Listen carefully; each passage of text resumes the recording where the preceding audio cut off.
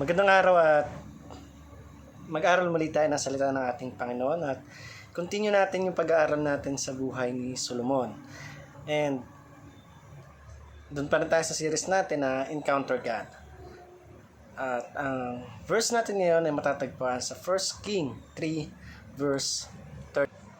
So sabi dito, ibibigay ko rin sa iyo ang mga bagay na hindi mo hiningi, kayamanan at karangalang hindi mapapantayan ng sinumang hari sa buong buhay mo. Alam nyo, ang sarap pag-aralan ng buhay ni Solomon. Kung isipin mo, ito yung napakagandang panalangin ni Solomon noong time na nasa panaginip niya siya. At sabi nga ng Panginoon, nung kinatagpo siya doon, ang gusto lang na makuha ni laging hinihiling lang ni Solomon is magkaroon siya ng knowledge and wisdom na nagmumula sa ating Diyos. Pero ang binigay ng Panginoon, sabi dun sa verse 13, ay ibinigay ng Diyos yung higit pa. Bukod dun sa mga hiningi niya, bukod dun sa mga gusto niyang ibigay sa kanya ng Panginoon, sabi ng Lord, ibibigay ko rin sa iyo ang mga bagay na hindi mo hiningi. So, kung tayo to sa panahon natin ngayon, yung mga panalangin natin na kahit anong hilingin natin sa Diyos, sabi doon ibibigay niya.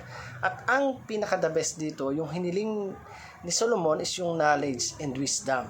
At dahil nga doon, natuwa ang Lord at na-amaze siya sapagkat hindi nagkamali yung pagtitiwala niya kay Solomon. At dahil nga doon, talagang ibinigay ng Diyos sa kanya yung mga bagay na hindi niya hinihingi. Kayamanan, karangalan na hindi mapapantayan ng sinumang hari sa buong buhay niya.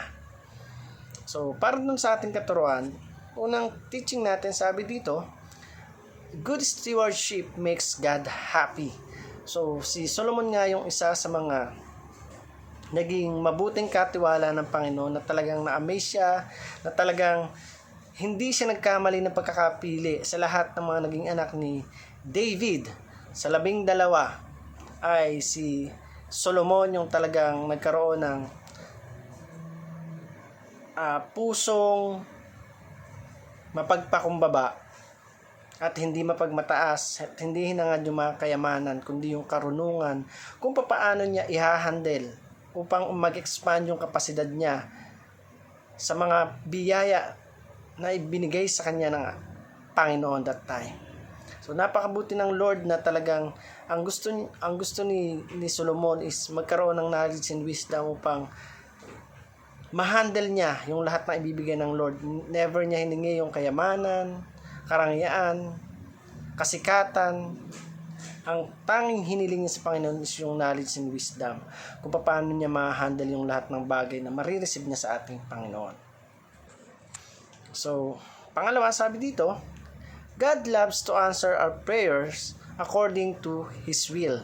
So, ang Panginoon talagang tumutugon niya sa lahat ng panalangin ng bawat sa atin. At kagaya ng ginawa ni Solomon, kung mapapansin natin doon talagang yung mga bagay na hindi niya hiniling sa Panginoon ay pinagkalob din ng Diyos. Kasi alam ng Diyos yung nasa ng puso ni Solomon. Alam niya kung ano yung nilalaman ng puso ni Solomon, kung kaya naman higit pa dun sa inaasahan niya yung na-receive niya sa ating Diyos. At kung magiging ganito yung puso natin na kagaya ni Solomon, wala akong doubt talaga na higit pa doon sa mga hinihiling natin yung ibibigay ng Diyos. Sapagkat ang Diyos ay tapat sa kanyang pangako at never niya na binigo si Solomon.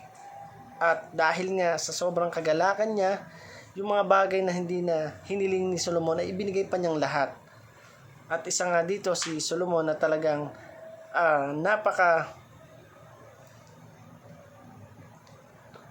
talino ng kaisipan ni Solomon na hindi siya naghangad ng anong pamambagay bagkos ang hinangad niya is yung knowledge and wisdom na nagmumula sa ating Diyos.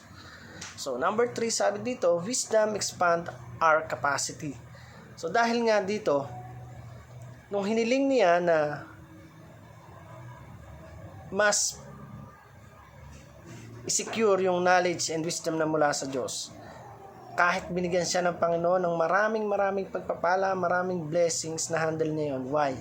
Kasi nga yun yung hiniling niya sa ating Panginoon. At dahil nga tapat ang Panginoon na nangako sa atin at tumutugon siya sa lahat ng kahilingan natin, kung tapat tayo na susunod at tapat tayo doon sa mga bagay na hinihiling natin sa Kanya. So, wisdom expand our capacity. Para naman po sa ating application, sabi dito, una, make God happy by being a good steward. So, maging mabuti tayong katiwala ng ating Panginoon at huwag tayong manahan dun sa mga bagay na natatanggap natin financially, physically, bagkus mag-focus tayo dun sa spiritual nating pamumuhay. Make God happy by being a good steward. So, paano ba maging mabuting katiwala ng ating Panginoon? Yung hindi tayo madadala ng mga bagay na nare-receive natin dito na pang sanlibutan lang. Bagkus pag-igihin natin yung paglilingkod, yung pag-serve natin sa ating Panginoon, at dyan tiyak na masisiyahan ng ating Panginoon. Number 2, ask what God desires to give. So, lagi nating i-ask sa Panginoon, ano ba yung desire ng puso natin? Ano ba talaga yung nais natin? Ano ba talaga yung gusto ng Diyos para sa atin? Yun lagi yung hangarin natin, at hindi natin hangarin ano ba yung kailangan natin, ano ba yung need natin, kundi yung need ng Panginoon sa buhay ng bawat isa sa atin. Knowledge and wisdom pa rin ang hingil natin sa Kanya higit sa ano pa mang bagay na hinihiling natin sa ating Panginoon. Dahil kapag yan ang binigay sa ating Panginoon, anumang bagay na matanggap natin sa Kanya, kayang-kaya nating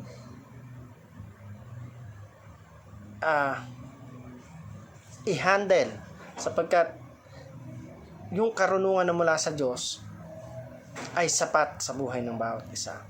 Number 3, sabi doon, pray Jabez prayer.